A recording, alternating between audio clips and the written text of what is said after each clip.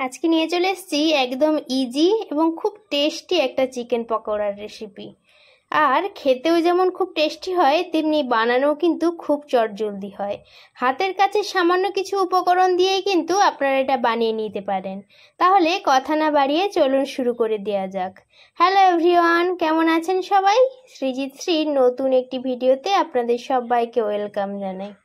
আজকে চিকেন পকোড়ার জন্য প্রথমেই যেটা নিতে হবে সেটা হলো এইরকম সাইজের বোনলেস চিকেন, অথবা আপনারা এই যে বড় বড় সাইজের চিকেন হয় সেটাকেও কিন্তু আপনারা ছোট ছোট এভাবে টুকরো করে কেটে নিতে পারেন। আমি যেভাবে টুকরো করে নিয়েছিলাম এর থেকে চাইলে ছোট বড় দুই রকম সাইজেই কিন্তু কেটে নেওয়া যায়।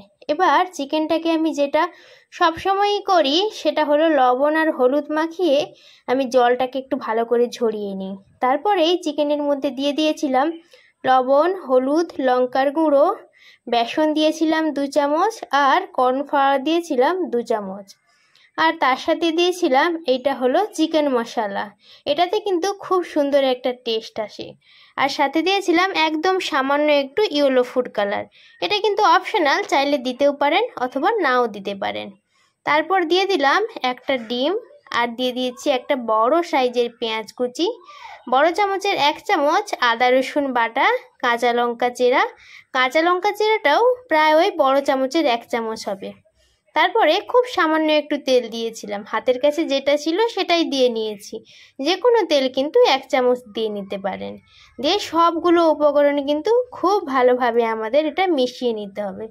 আমি চামচের সাহায্যে একটু প্রথমে করে নিচ্ছি, কেননা লঙ্কাটা কেটেছিলাম, হাতটা একটু জ্বালা করছিল, তাই চামচের সাহায্যে প্রথমটা একটু মিক্সড করে নিয়ে তারপর কিন্তু আমি হাতের সাহায্যে মিক্সড করেছিলাম। কেননা এটা হাতে করলেই কিন্তু সবগুলো গুঁড়ো মশলা, বাটা মশলা সব কিছু কিন্তু খুব ভালোভাবে মিক্সড হয়ে যায়। তারপর যদি আপনার প্রয়োজন হয় তাহলে কিন্তু সামান্য পরিমাণে একটু জল দিতে পারেন। আমি কিন্তু এখানে প্রায় ওই বড় চামচের 1 চামচ কি 1.5 চামচ মতো একটু জল লেগেছিল আমার, সেটাই দিয়েছিলাম। তারপরে এই যে দেখে নিয়েছেন যে কতটা আমি ঘনত্বটা রেখেছি, খুব বেশি পাতলা কিন্তু করিনি। আপনারা চাইলে কিন্তু এর থেকে একটু পাতলা হলেও কোনো ক্ষতি নেই। আর এখানে আমি 250 গ্রাম চিকেনের জন্য একটা ডিম ব্যবহার করেছি। আপনারা যদি চান জলটা না দিয়ে জলের পরিবর্তে আপনারা কিন্তু 2টো ডিম ব্যবহার করতে পারেন, তাহলে কিন্তু আমাদের আর জল দিতে লাগে না।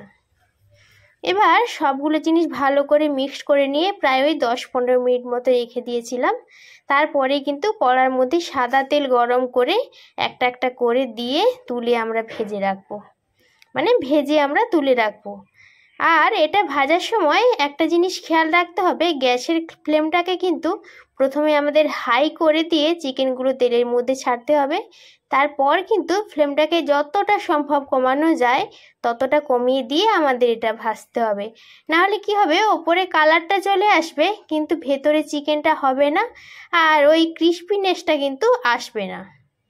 তাই যখনই এটা বানাবেন খুব ধৈর্য সহকারে আপনাদের একদম গ্যাসের ফ্লেমটাকে কম করে দিয়ে তারপর বানাতে হবে। কিন্তু যখনই খেয়াল রাখবেন, যখনই চিকেনগুলো গ্যাসের মধ্যে দেবেন তখন কিন্তু ফ্লেমটাকে অতি অবশ্যই হাই করে রাখবেন। এইভাবে আমি প্রায় 3-4 বার যাবৎ ধরে এভাবে তেলের মধ্যে আমি প্রত্যেকটা বার ভাজতে আমার কিন্তু প্রায় ওই 7 থেকে 8 মিনিট লেগেছিল। এইভাবে আমি অল্প অল্প করে এভাবে করে ভেজে নিয়েছি। এটা কিন্তু সন্ধেবেলা চায়ের সাথে বা বিকেলবেলা আপনারা কিন্তু আড্ডার সাথে খুব ভালো জমে যায়। তাহলে কেমন লাগলো আজকে আমার এই ছোট ভিডিওটি? যদি ভালো লেগে থাকে অবশ্যই ছোট একটি লাইক দিয়ে কমেন্ট করবেন। আপনাদের এই ছোট ছোট কমেন্টগুলি আমাকে আরও উৎসাহিত করে তোলে নতুন নতুন ভিডিও বানানোর ক্ষেত্রে। দেখা হবে নতুন কোনো ভিডিওতে, নতুন কোনো রেসিপিতে। আজকের মতো এখানেই বিদায় নিচ্ছি। সবাই ভালো থাকুন, সুস্থ থাকুন। ভিডিওটি যদি আমার ফেসবুক পেজ থেকে দেখে থাকেন তাহলে অবশ্যই চ্যানেলটিকে ফলো করবেন, আর যদি আমার ইউটিউব চ্যানেল থেকে দেখে থাকেন তাহলে চ্যানেলটিকে সাবস্ক্রাইব করে পাশে থাকার অনুরোধ রইল। সবাই ভালো থাকুন, সুস্থ থাকুন। দেখা হবে নতুন কোনো ভিডিওতে, নতুন কোনো রেসিপিতে। আজকের মতো এখানেই বিদায় নিচ্ছি। টাটা।